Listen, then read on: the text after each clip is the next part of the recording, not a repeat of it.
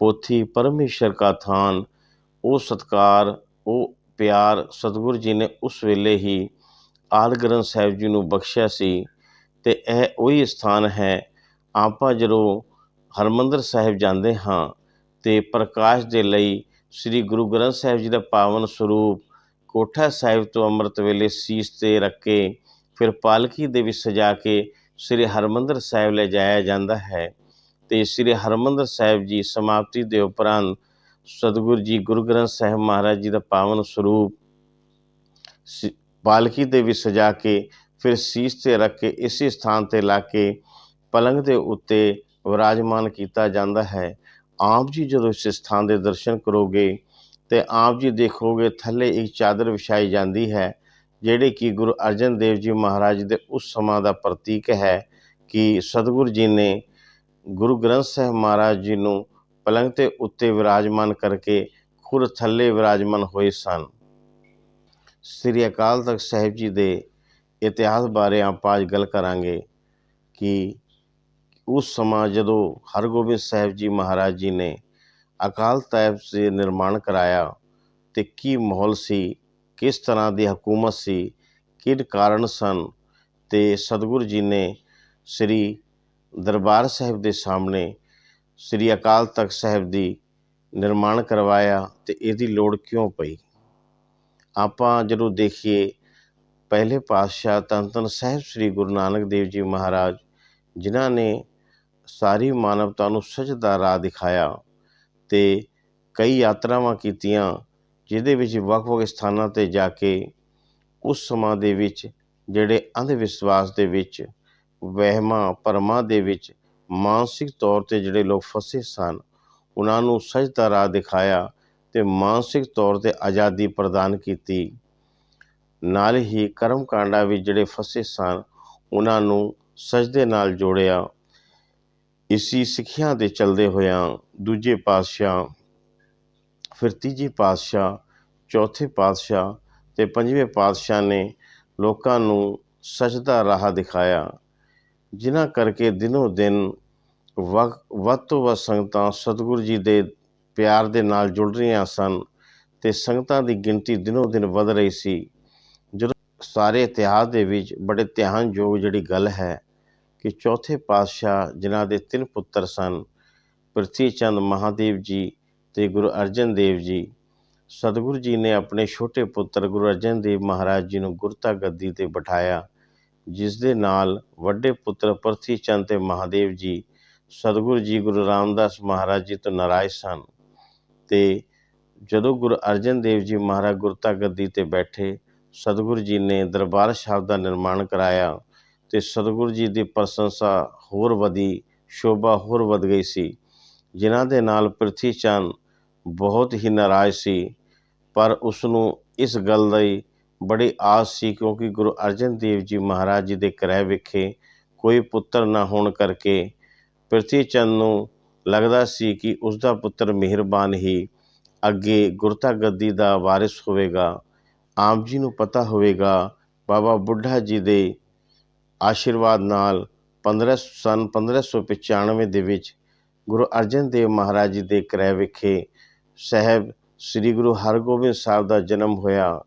ਪ੍ਰਿਥੀ ਚੰਦ ਦੀ ਜਿਹੜੀ ਆਸ ਸੀ ਕਿ ਗੁਰੂ ਅਰਜਨ ਦੇਵ ਜੀ ਦੇ ਬਾਅਦ ਮੇਰਾ ਪੁੱਤਰ ਹੀ ਗੁਰਤਾ ਗੱਦੀ ਦਾ ਵਾਰਿਸ ਹੋਵੇਗਾ, ਉਹ ਜਿਹੜੀ ਆਸ ਸੀ ਉਹ ਵੀ ਟੁੱਟ ਗਈ ਅਤੇ ਉਸਨੇ ਗੁਰੂ ਹਰਗੋਬਿੰਦ ਸਾਹਿਬ ਜੀ ਨੂੰ ਮਾਰਨ ਲਈ ਕਈ ਤਰੀਕੇ ਅਪਣਾਏ, ਜ਼ਹਿਰ ਦੇਣ ਦੀ ਕੋਸ਼ਿਸ਼ਾਂ ਕੀਤੀਆਂ, ਪਰ ਉਹ ਸਾਰੀਆਂ ਕੋਸ਼ਿਸ਼ਾਂ ਦੇ ਵਿੱਚ ਉਹ ਅਸਫਲ ਹੋਇਆ ਅਤੇ ਸਤਿਗੁਰੂ ਜੀ ਚੜ੍ਹਦੀ ਕਲਾ ਦੇ ਵਿੱਚ ਰਹੇ। ਪੰਜਵੇਂ ਪਾਤਸ਼ਾਹ ਸਾਹਿਬ ਸ੍ਰੀ ਗੁਰੂ ਅਰਜਨ ਦੇਵ ਜੀ ਮਹਾਰਾਜ ਜਦੋਂ ਆਦਿ ਗ੍ਰੰਥ ਤਿਆਰ ਕਰ ਰਹੇ ਸਨ ਅਤੇ ਉਹਨਾਂ ਕੋਲ ਭਗਤ ਕਾਨਾ, ਛੱਜੂ, ਪੀਲੂ ਅਤੇ ਹੁਸੈਨ ਹੋਰ ਕਈ ਬੰਦੇ ਆਏ ਸਨ, ਜਿਹੜੇ ਕਿ ਆਪਣੀ ਬਾਣੀ ਨੂੰ ਆਦਿ ਗ੍ਰੰਥ ਦੇ ਵਿੱਚ ਦਰਜ ਕਰਾਉਣਾ ਚਾਹੁੰਦੇ ਸਨ, ਪਰ ਉਹਨਾਂ ਦੀ ਬਾਣੀ ਗੁਰਬਾਣੀ ਦੇ ਨਾਲ ਮੇਲ ਨਹੀਂ ਖਾਂਦੀ ਸੀ, ਜਿਸ ਕਰਕੇ ਪੰਜਵੇਂ ਪਾਤਸ਼ਾਹ ਨੇ ਉਹਨਾਂ ਦੀ ਜਿਹੜੀ ਬਾਣੀ ਕਵਿਤਾ ਸੀ ਉਹ ਆਦਿ ਗ੍ਰੰਥ ਦੇ ਵਿੱਚ ਦਰਜ ਕਰਨ ਤੋਂ ਇਨਕਾਰ ਕਰ ਦਿੱਤਾ ਸੀ, ਜਿਨ੍ਹਾਂ ਨਾਲ ਉਹ ਸਾਰੇ ਹੀ ਸਤਿਗੁਰੂ ਜੀ ਦੇ ਨਾਲ ਨਾਰਾਜ਼ ਸਨ। ਪ੍ਰਿਥੀ ਚੰਦ ਭਗਤ ਕਾਨਾ ਛੱਜੂ ਵਰਗੇ ਤੇ ਐਸੇ ਲੋਕ ਜਿਨ੍ਹਾਂ ਨੇ ਲੋਕਾਂ ਨੂੰ ਕਰਮ ਕਾਂਡਾਂ ਵਿੱਚ ਫਸਾਇਆ ਸੀ, ਜਿਨ੍ਹਾਂ ਦੀ ਦੁਕਾਨਾਂ ਬੰਦ ਹੋਈਆਂ ਸਨ, ਉਹ ਸਾਰੇ ਹੀ ਸਤਿਗੁਰੂ ਜੀ ਤੋਂ ਵੈਰ ਰੱਖਦੇ ਸਨ ਤੇ ਸਤਿਗੁਰੂ ਜੀ ਦੀ ਸ਼ਿਕਾਇਤ ਲੈ ਕੇ ਅਕਬਰ ਦੇ ਦਰਬਾਰ ਪਹੁੰਚੇ। ਅਕਬਰ ਸਤਿਗੁਰੂ ਜੀ ਤੋਂ ਬੜਾ ਪ੍ਰਭਾਵਿਤ ਸੀ, ਕਿਉਂਕਿ ਤੀਜੇ ਪਾਤਸ਼ਾਹ ਦੇ ਸਮਾਂ ਉਹ ਦਿੱਲੀ ਤੋਂ ਗੋਬਿੰਦਵਾਲ ਸਤਿਗੁਰੂ ਜੀ ਦੇ ਪਾਵਨ ਦਰਬਾਰ ਦੇ ਵਿੱਚ ਪਹੁੰਚਿਆ ਸੀ ਤੇ ਪੰਗਤ ਤੇ ਸੰਗਤ ਦਾ ਸਤਿਗੁਰੂ ਜੀ ਦਾ ਜਿਹੜਾ ਕਿ ਰੂਲ ਸੀ, ਫਲਸਫਾ ਸੀ, ਉਸ ਤੋਂ ਬੜਾ ਪ੍ਰਭਾਵਿਤ ਸੀ। ਤੇ ਜਦੋਂ ਅਕਬਰ ਦੇ ਦਰਬਾਰ ਜਾ ਕੇ ਇਹਨਾਂ ਲੋਕਾਂ ਨੇ ਪੰਜਵੇਂ ਪਾਤਸ਼ਾਹ ਸਾਹਿਬ ਸ੍ਰੀ ਗੁਰੂ ਅਰਜਨ ਦੇਵ ਮਹਾਰਾਜ ਜੀ ਦੀ ਸ਼ਿਕਾਇਤਾਂ ਲਾਈਆਂ ਤੇ ਉਸਨੇ ਇਹ ਗੱਲ ਨੂੰ ਅਣਸੁਣਾ ਕੀਤਾ ਤੇ ਗੁਰਬਾਣੀ ਨੂੰ ਜਦੋਂ ਉਸਨੇ ਸੁਣਿਆ ਤੇ ਉਸਨੇ ਵੀ ਸਤਿਗੁਰੂ ਜੀ ਦੇ ਅੱਗੇ ਮੱਥਾ ਟੇਕ ਦਿੱਤਾ ਕਿ ਸਤਿਗੁਰੂ ਜੀ ਜੋ ਕਰ ਰਹੇ ਹਨ ਠੀਕ ਕਰ ਰਹੇ ਹਨ। ਸਨ 1605 ਦੇ ਵਿੱਚ ਅਕਬਰ ਦੀ ਜਿਹੜੀ ਮਰਤਿੂ ਹੋਈ, ਉਸ ਦੇ ਬਾਅਦ ਉਸਦਾ ਬੇਟਾ ਜਿਹਦਾ ਨਾਮ ਸਲੀਮ ਸੀ, ਉਸਨੇ ਆਪਣਾ ਨਾਮ ਜਹਾਂਗੀਰ ਰੱਖ ਕੇ ਤਖਤ 'ਤੇ ਬੈਠਿਆ। ਪਰ ਉਹ ਜਹਾਂਗੀਰ ਜਿਹੜਾ ਸੀ ਉਹ ਤਖਤ ਤੋਂ ਬੈਠਣ ਤੋਂ ਪਹਿਲਾਂ ਹੀ ਦੇਖ ਰਿਹਾ ਸੀ ਗੁਰੂ ਘਰ ਦੀ ਜਿਹੜੀ ਪ੍ਰਸ਼ੰਸਾ ਦਿਨੋਂ ਦਿਨ ਵੱਧਦੀ ਜਾ ਰਹੀ ਹੈ, ਸ਼ੋਭਾ ਜਿਹੜੀ ਹੈ ਗੁਰੂ ਸਾਹਿਬ ਦੀ ਵੱਧਦੀ ਜਾ ਰਹੀ ਹੈ। ਉਹ ਇਸ ਦੇ ਖਿਲਾਫ ਸੀ, ਕਿਉਂਕਿ ਉਹ ਕੱਟੜ ਇਸਲਾਮ ਨੂੰ ਫੋਲੋ ਕਰਦਾ ਸੀ। ਤੇ ਜਦੋਂ ਉਹ ਤਖਤ 'ਤੇ ਬੈਠਿਆ ਤੇ ਇਹ ਜਿਹੜੇ ਲੋਕ ਪਹਿਲਾਂ ਸ਼ਿਕਾਇਤ ਸਤਿਗੁਰੂ ਜੀ ਲੈ ਕੇ ਅਕਬਰ ਦੇ ਦਰਬਾਰ ਪਹੁੰਚੇ ਸੀ, ਹੁਣ ਉਹ ਜਹਾਂਗੀਰ ਦੇ ਦਰਬਾਰ ਪਹੁੰਚੇ। ਤੇ ਇਸ ਵੇਲੇ ਜਿਹੜੇ ਵਿਚਾਰ ਸਨ ਜਹਾਂਗੀਰ ਦੇ ਤੇ ਇਹਨਾਂ ਸਾਰੇ ਲੋਕਾਂ ਦੇ ਜਿਹੜੇ ਕਿ ਗੁਰੂ ਸਾਹਿਬ ਦੇ ਖਿਲਾਫ ਸਨ, ਇਹਨਾਂ ਸਾਰਿਆਂ ਦੀ ਵਿਚਾਰਧਾਰਾ ਇੱਕੋ ਹੋਈ ਤੇ ਉਹ ਜਹਾਂਗੀਰ ਚਾਹੁੰਦਾ ਸੀ ਕਿ ਕਿਸ ਤਰ੍ਹਾਂ ਸਤਿਗੁਰੂ ਜੀ ਦੇ ਜਿਹੜੀ ਇਹ ਸ਼ੋਭਾ ਦਿਨੋਂ ਦਿਨ ਵੱਧਦੀ ਜਾ ਰਹੀ ਹੈ, ਜਿਹੜੇ ਕਿ ਸੰਗਤਾਂ ਨੇ ਜਿਹੜੀ ਗੁਰੂ ਘਰ ਦੇ ਨਾਲ ਜੁੜਦੀ ਜਾ ਰਹੀਆਂ ਹਨ, ਇਹਨਾਂ ਨੂੰ ਕਿਵੇਂ ਰੋਕਿਆ ਜਾਏ। ਜਹਾਂਗੀਰ ਨੂੰ ਸਤਿਗੁਰੂ ਜੀ ਦੀ ਇਹ ਵਧ ਰਹੀ ਪ੍ਰਸ਼ੰਸਾ ਨੂੰ, ਵਧ ਰਹੀ ਸ਼ੋਭਾ ਨੂੰ, ਜਿਹੜੇ ਕਿ ਸੰਗਤਾਂ ਸਤਿਗੁਰੂ ਜੀ ਦੇ ਨਾਲ ਜੁੜ ਰਹੀਆਂ ਸਨ, ਇਹਨਾਂ ਨੂੰ ਰੋਕਣ ਵਾਸਤੇ ਇੱਕ ਬਹਾਨਾ ਚਾਹੀਦਾ ਸੀ, ਜਿਹੜਾ ਕਿ ਪ੍ਰਿਥੀ ਚੰਦ ਹੋਰ ਕਈ ਭਗਤ ਸਨ, ਹੋਰ ਲੋਕਾਂ ਨੇ ਜਿਹੜੇ ਕਿ ਸਤਿਗੁਰੂ ਜੀ ਦੇ ਖਿਲਾਫ ਸਨ, ਉਸ ਨੂੰ ਪੂਰਾ ਕੀਤਾ। ਤੇ ਸਨ 1606 ਦੇ ਵਿੱਚ ਜਹਾਂਗੀਰ ਨੇ ਪੰਜਵੇਂ ਪਾਤਸ਼ਾਹ ਸਾਹਿਬ ਸ੍ਰੀ ਗੁਰੂ ਅਰਜਨ ਦੇਵ ਜੀ ਮਹਾਰਾਜ ਨੂੰ ਲਾਹੌਰ ਦੇ ਵਿੱਚ ਡੇਰਾ ਸਾਹਿਬ ਵਾਲੀ ਸਥਾਨ 'ਤੇ ਤੱਤੀ ਤਵੀ 'ਤੇ ਬਿਠਾ ਕੇ ਸ਼ਹੀਦ ਕੀਤਾ। ਸਾਹਿਬ ਸ੍ਰੀ ਗੁਰੂ ਅਰਜਨ ਦੇਵ ਮਹਾਰਾਜ ਜੀ ਦੀ ਸ਼ਹਾਦਤ ਦੇ ਸਮਾਂ ਉਹਨਾਂ ਦੇ ਸਪੁੱਤਰ ਗੁਰੂ ਹਰਗੋਬਿੰਦ ਸਾਹਿਬ ਜੀ ਦੀ ਉਮਰ ਉਸ ਵੇਲੇ 11 ਸਾਲ ਸੀ। ਤੇ ਜਦੋਂ ਸਤਿਗੁਰੂ ਜੀ ਲਾਹੌਰ ਗਏ ਸਨ ਤੇ ਸਤਿਗੁਰੂ ਜੀ ਨੂੰ ਪਤਾ ਸੀ ਕਿ ਮੈਂ ਵਾਪਸ ਮੁੜ ਕੇ ਨਹੀਂ ਆਉਣਾ, ਤੇ ਉਹਨਾਂ ਨੇ ਸ੍ਰੀ ਸਾਹਿਬ ਤੇ ਗੁਰਤਾ ਗੱਦੀ 'ਤੇ ਆਪਣੇ ਸਪੁੱਤਰ ਛੇਟੇ ਪਾਤਸ਼ਾਹ ਜੀ ਨੂੰ ਬਿਠਾ ਕੇ ਗਏ ਸਨ। ਨਾਲ ਹੀ ਇਹ ਸਿੱਖਿਆ ਦੇ ਕੇ ਗਏ ਸਨ ਕਿ ਹੁਣ ਜਿਹੜੀ ਹੈ ਵਕਤ ਆਉਣ ਵਾਲਾ ਹੈ, ਹੁਣ ਹਕੂਮਤ ਦੇ ਨਾਲ ਲੜਨ ਲਈ ਸ਼ਸਤਰਾਂ ਦੀ ਲੋੜ ਹੈ, ਤੁਹਾਡੀ ਸ਼ਸਤਰਧਾਰੀ ਹੋਣਾ ਹੈ। ਇਹ ਗੱਲਾਂ ਸਤਿਗੁਰੂ ਜੀ ਜਦੋਂ ਲਾਹੌਰ ਗਏ ਹਨ, ਇਹ ਛਠੇ ਪਾਤਸ਼ਾਹ ਜੀ ਨੂੰ ਦੱਸ ਕੇ ਗਏ ਸਨ। ਸਤਿਗੁਰੂ ਪਾਤਸ਼ਾਹ ਜੀ ਦੀ ਸ਼ਹਾਦਤ ਦੇ ਬਾਅਦ ਸਾਰੇ ਹੀ ਗੁਰੂ ਨਾਨਕ ਨਾਮ ਲੇਵਾ ਜਿੰਨੀ ਸੰਗਤ ਸੀ ਉਹਦੇ ਵਿੱਚ ਬੜਾ ਰੋਸ਼ ਹੋਇਆ, ਔਰ ਇਸ ਸ਼ਹਾਦਤ ਦੇ ਬਾਅਦ ਹੀ ਆਪਾਂ ਕਹਿ ਸਕਦੇ ਹਾਂ ਅਕਾਲ ਤਖਤ ਦੀ ਜਿਹੜੀ ਹੈ ਨੀਂਹ ਪੱਥਰ ਜਿਹੜਾ ਕਹਿ ਸਕਦੇ ਹਾਂ, ਵਿਚਾਰ ਜਿਹੜਾ ਅਕਾਲ ਤਖਤ ਦੇ ਬਾਰੇ ਇੱਥੋਂ ਹੀ ਆਰੰਭ ਹੋਇਆ। ਸਾਹਿਬ ਸ੍ਰੀ ਹਰਗੋਬਿੰਦ ਸਾਹਿਬ ਮਹਾਰਾਜ ਜੀ ਨੇ ਪਿਤਾ ਮਹਾਰਾਜ ਜੀ ਦੀ ਗੱਲ ਨੂੰ ਮੰਨਦੇ ਹੋਇਆਂ ਬਾਬਾ ਬੁੱਢਾ ਜੀ ਤੋਂ 2 ਕਿਰਪਾਨ ਧਾਰਨ ਕਰਾਈਆਂ, ਇੱਕ ਮੀਰੀ ਦੀ ਤੇ ਇੱਕ ਪੀਰੀ ਦੀ। ਇੱਕ ਕਿਰਪਾਨ ਦਾ ਮਤਲਬ ਸੀ ਜਿਹੜਾ ਰਾਜਨੀਤਿਕ ਤੇ ਦੂਜੀ ਕਿਰਪਾਨ ਦਾ ਮਤਲਬ ਸੀ ਧਾਰਮਿਕ, ਕਿ ਸਤਿਗੁਰੂ ਜੀ ਨੇ 2 ਕਿਰਪਾਨਾਂ ਪਾ ਕੇ ਮੀਰੀ ਪੀਰੀ ਦੇ ਕਿ ਆਪਣੀ ਮੀਰੀ ਵੀ ਆਪਾਂ ਕਾਇਮ ਰੱਖਣੀ ਹੈ ਤੇ ਪੀਰੀ ਵੀ ਕਾਇਮ ਰੱਖਣੀ ਹੈ। ਸਤਿਗੁਰੂ ਜੀ ਨੇ ਗੁਰੂ ਨਾਨਕ ਨਾਮ ਲੇਵਾ ਸੰਗਤਾਂ ਨੂੰ ਇਹ ਸੰਦੇਸ਼ ਦਿੱਤਾ ਕਿ ਜਿਹੜੀ ਵੀ ਸੰਗਤਾਂ ਸਤਿਗੁਰੂ ਜੀ ਦੇ ਦਰਸ਼ਨ ਲਈ ਭੇਟਾ ਲੈ ਕੇ ਆਉਣ, ਉਹ ਉਹਨਾਂ ਵਿੱਚ ਸ਼ਸਤਰ ਤੇ ਘੋੜੇ ਔਰ ਇਸ ਤਰ੍ਹਾਂ ਦੇ ਜਿਹੜੇ ਸਮਾਨ ਹਨ ਉਹ ਸਤਿਗੁਰੂ ਜੀ ਦੇ ਦਰਬਾਰ ਵਿੱਚ ਭੇਟਾ ਕੀਤੇ ਜਾਣ। ਸਤਿਗੁਰੂ ਜੀ ਦੇ ਹੁਕਮ ਅਨੁਸਾਰ ਜਿਹੜੀਆਂ ਵੀ ਸੰਗਤਾਂ ਆ ਰਹੀਆਂ ਸਨ, ਉਹ ਸ਼ਸਤਰ ਨਾਲ ਘੋੜੇ ਲੈ ਕੇ ਸਤਿਗੁਰੂ ਜੀ ਦੇ ਦਰਬਾਰ ਵਿੱਚ ਅਰਪਣ ਕਰ ਰਹੀਆਂ ਸਨ। ਤੇ ਸਤਿਗੁਰੂ ਜੀ ਨੇ ਇੱਕ ਫੌਜ ਤਿਆਰ ਕੀਤੀ, ਘੋੜ ਸਵਾਰੀ ਤੀਰਅੰਦਾਜ਼ੀ, ਤਲਵਾਰਬਾਜ਼ੀ, ਜਿੰਨੇ ਵੀ ਸ਼ਸਤਰ ਚਲਾਉਣ ਦੀ ਵਿਦਿਆ ਸੀ, ਸਤਿਗੁਰੂ ਜੀ ਨੇ ਸਿੱਖਾਂ ਨੂੰ ਦੇਣੀ ਸ਼ੁਰੂ ਕੀਤੀ। ਇੱਕ ਫੌਜ ਤਿਆਰ ਕੀਤੀ, ਕਿਉਂਕਿ ਪਿਤਾ ਜੀ ਮਹਾਰਾਜ ਕਹਿ ਗਏ ਸਨ, ਆਉਣ ਵਾਲਾ ਜਿਹੜਾ ਸਮਾਂ ਹੈ ਉਹ ਇਸ ਤਰ੍ਹਾਂ ਦਾ ਹੋਵੇਗਾ, ਬਿਨਾਂ ਸ਼ਸਤਰ ਦੇ ਆਪਾਂ ਇਸ ਧਰਮ ਨੂੰ ਕਾਇਮ ਨਹੀਂ ਰੱਖ ਪਾਵਾਂਗੇ। ਇਸ ਕਰਕੇ, ਕਿਉਂਕਿ ਜਦੋਂ ਜੰਗ ਹੁੰਦੀ ਹੈ ਉਸ ਦੇ ਲਈ ਇੱਕ ਕਿਲੇ ਦੀ ਵੀ ਲੋੜ ਹੁੰਦੀ ਹੈ, ਅਤੇ ਸਤਿਗੁਰੂ ਜੀ ਨੇ ਲੋਹਗੜ੍ਹ ਦਾ ਕਿਲਾ, ਜਿਹੜਾ ਕਿ ਦਰਬਾਰ ਸਾਹਿਬ ਤੋਂ ਨੇੜੇ ਹੀ ਹੈ, ਉਹ ਤਿਆਰ ਕਰਾਇਆ। ਆਪ ਜੀ ਜਦੋਂ ਉੱਥੇ ਦਰਸ਼ਨ ਕਰਨ ਜਾਓਗੇ, ਅਜੇ ਵੀ ਲੱਕੜ ਦੀ ਇੱਕ ਤੋਪ ਉੱਥੇ ਰੱਖੀ ਹੋਈ ਹੈ, ਅਤੇ ਹੁਣ ਗੁਰਦੁਆਰਾ ਸਾਹਿਬ ਦੇ ਵਿੱਚ ਤਬਦੀਲ ਕੀਤਾ ਗਿਆ ਹੈ। ਆਉਣ ਵਾਲੀ ਵੀਡੀਓ ਦੇ ਵਿੱਚ ਆਪ ਜੀ ਕਿਲ੍ਹਾ ਲੋਹਗੜ੍ਹ ਦੇ ਵੀ ਦਰਸ਼ਨ ਕਰੋਗੇ। ਅਤੇ ਸਤਿਗੁਰੂ ਜੀ ਸਿੱਖ ਧਰਮ ਦੇ ਪਹਿਲੇ ਐਸੇ ਸਤਿਗੁਰੂ ਹਨ ਜਿਨ੍ਹਾਂ ਨੇ ਸਭ ਤੋਂ ਪਹਿਲਾ ਕਿਲ੍ਹਾ ਲੋਹਗੜ੍ਹ ਬਣਾਇਆ।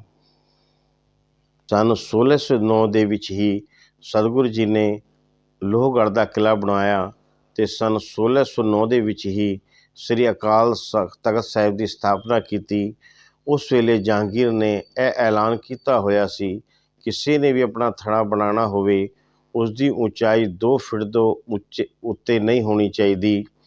ਪਰ ਸਤਿਗੁਰੂ ਜੀ ਨੇ ਇਸ ਦੇ ਖਿਲਾਫ ਚੱਲਦੇ ਹੋਇਆਂ ਅਕਾਲ ਤਖ਼ਤ ਦੀ ਉਚਾਈ ਉਸ ਵੇਲੇ 12 ਫੁੱਟ ਰੱਖੀ ਸੀ, ਅਤੇ ਸਤਿਗੁਰੂ ਜੀ ਆਪ ਖੁਦ ਇੱਟਾਂ ਲੈ ਕੇ ਆਉਂਦੇ ਸਨ, ਅਤੇ ਭਾਈ ਗੁਰਦਾਸ ਜੀ ਗਾਰਾ ਜਾਂ ਮਸਾਲਾ ਉਹ ਤਿਆਰ ਕਰਦੇ ਸਨ, ਅਤੇ ਬਾਬਾ ਬੁੱਢਾ ਜੀ ਉਸ ਨੂੰ ਸੈੱਟ ਕਰਕੇ ਲਾਉਂਦੇ ਸਨ। ਅਤੇ ਇੱਕੋ ਹੀ ਐਸੇ ਸਿੱਖ ਇਤਿਹਾਸ ਦੇ ਵਿੱਚ ਹਨ ਬਾਬਾ ਬੁੱਢਾ ਜੀ, ਜਿਨ੍ਹਾਂ ਨੇ ਗੁਰੂ ਨਾਨਕ ਦੇਵ ਜੀ ਤੋਂ ਲੈ ਕੇ ਛਠੇ ਪਾਤਸ਼ਾਹ ਸਾਹਿਬ ਸ੍ਰੀ ਗੁਰੂ ਹਰਗੋਬਿੰਦ ਸਾਹਿਬ ਮਹਾਰਾਜ ਜੀ ਦੇ ਦਰਸ਼ਨ ਕੀਤੇ ਹਨ। ਅਤੇ ਛਠੇ ਪਾਤਸ਼ਾਹ ਜੀ ਨੇ ਇਹ ਅਕਾਲ ਤਖ਼ਤ ਬਣਵਾਇਆ, ਜਿਹਦਾ ਨਾਂ ਅਕਾਲ ਤਖ਼ਤ ਰੱਖਿਆ, ਭਾਵ ਜਿਸ ਦਾ ਕੋਈ ਕਾਲ ਨਾ ਹੋਵੇ, ਅਤੇ ਇਸ ਤੋਂ ਜਿਹੜਾ ਵੀ ਹੁਕਮ ਹੋਵੇਗਾ ਉਹ ਅਕਾਲ ਦਾ ਹੁਕਮ ਹੋਵੇਗਾ।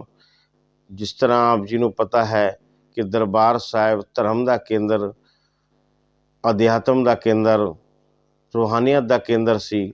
ਉਸ ਦੇ ਸਾਹਮਣੇ ਹੀ ਸਤਿਗੁਰੂ ਜੀ ਨੇ ਅਕਾਲ ਤਖ਼ਤ ਦਾ ਨਿਰਮਾਣ ਕਰਾਇਆ ਕਿ ਇਸ ਸਥਾਨ 'ਤੇ ਰਾਜਸੀ ਫੈਸਲੇ, ਕੌਮ ਦੀ ਚੜ੍ਹਦੀ ਕਲਾ ਦੇ ਫੈਸਲੇ ਜੋ ਵੀ ਹੋਣਗੇ ਇਸ ਸਥਾਨ 'ਤੇ ਲਏ ਜਾਣਗੇ।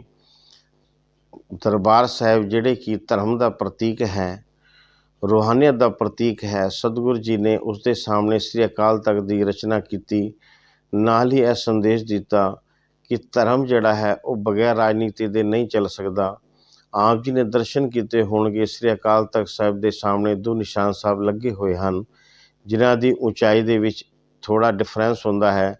ਜਿਹੜਾ ਉੱਚਾ ਨਿਸ਼ਾਨ ਸਾਹਿਬ ਹੈ ਉਹ ਧਰਮ ਦਾ ਪ੍ਰਤੀਕ ਹੈ, ਉਸ ਤੋਂ ਥੋੜ੍ਹਾ ਥੱਲੇ ਜਿਹੜੀ ਲੰਬਾਈ ਥੋੜ੍ਹੀ ਘੱਟ ਹੁੰਦੀ ਹੈ ਉਹ ਰਾਜਨੀਤੀ ਦਾ ਪ੍ਰਤੀਕ ਹੈ। ਸਤਿਗੁਰੂ ਜੀ ਨੇ ਇਹ ਸੰਦੇਸ਼ ਪੂਰੀ ਕੌਮ ਨੂੰ ਦਿੱਤਾ। ਨਾਲ ਹੀ ਅਕਾਲ ਤਖ਼ਤ ਬਣਾ ਕੇ ਸਤਿਗੁਰੂ ਜੀ ਨੇ ਜਿੰਨੀ ਵੀ ਗੁਰੂ ਨਾਨਕ ਨਾਮ ਲੇਵਾ ਸੰਗਤ ਸੀ ਉਸ ਨੂੰ ਇਕੱਠਾ ਕਰ ਦਿੱਤਾ। ਇੱਥੋਂ ਜਿਹੜਾ ਹੁਕਮ ਹੋਵੇਗਾ ਉਹ ਪੂਰੇ ਹੀ ਸੰਗਤ ਵਾਸਤੇ ਮੰਨਣਯੋਗ ਹੋਵੇਗਾ। ਅਤੇ ਅਕਾਲ ਤਖ਼ਤ ਬਣਾਉਣ ਦੇ ਬਾਅਦ ਸਤਿਗੁਰੂ ਜੀ ਨੇ ਇਹ ਸੰਦੇਸ਼ ਸਾਰੇ ਹੀ ਗੁਰੂ ਨਾਨਕ ਨਾਮ ਲੇਵਾ ਸੰਗਤ ਨੂੰ ਦਿੱਤਾ ਕਿ ਜਿਹੜੇ ਵੀ ਰਾਜਸੀ ਫੈਸਲੇ ਹੋਣਗੇ ਜਾਂ ਧਰਮ ਦੇ ਫੈਸਲੇ ਹੋਣਗੇ ਉਹ ਸਾਰੇ ਇਸ ਸਥਾਨ 'ਤੇ ਲਏ ਜਾਣਗੇ। ਆਪਾਂ ਅਗਰ ਇਸ ਨੂੰ ਸਮਝਣਾ ਹੋਵੇ ਬਹੁਤ ਸੌਖੇ ਸ਼ਬਦਾਂ ਦੇ ਵਿੱਚ, ਤੇ ਇਹ ਸਿੱਖ ਧਰਮ ਦੀ ਇੱਕ ਕੋਰਟ ਹੈ, ਜਿੱਥੇ ਆ ਕੇ ਭਾਵੇਂ ਕੋਈ ਰਾਜਾ ਹੈ, ਭਾਵੇਂ ਕੋਈ ਪ੍ਰਜਾ ਹੈ, ਸਾਰਿਆਂ ਨੂੰ ਗਲਤੀ ਕਰਨ ਦੇ ਬਾਅਦ ਪੇਸ਼ ਹੋਣਾ ਪੈਂਦਾ ਹੈ, ਅਤੇ ਇੱਥੋਂ ਹੀ ਅਜੇ ਵੀ ਫੈਸਲੇ ਲਏ ਜਾਂਦੇ ਹਨ।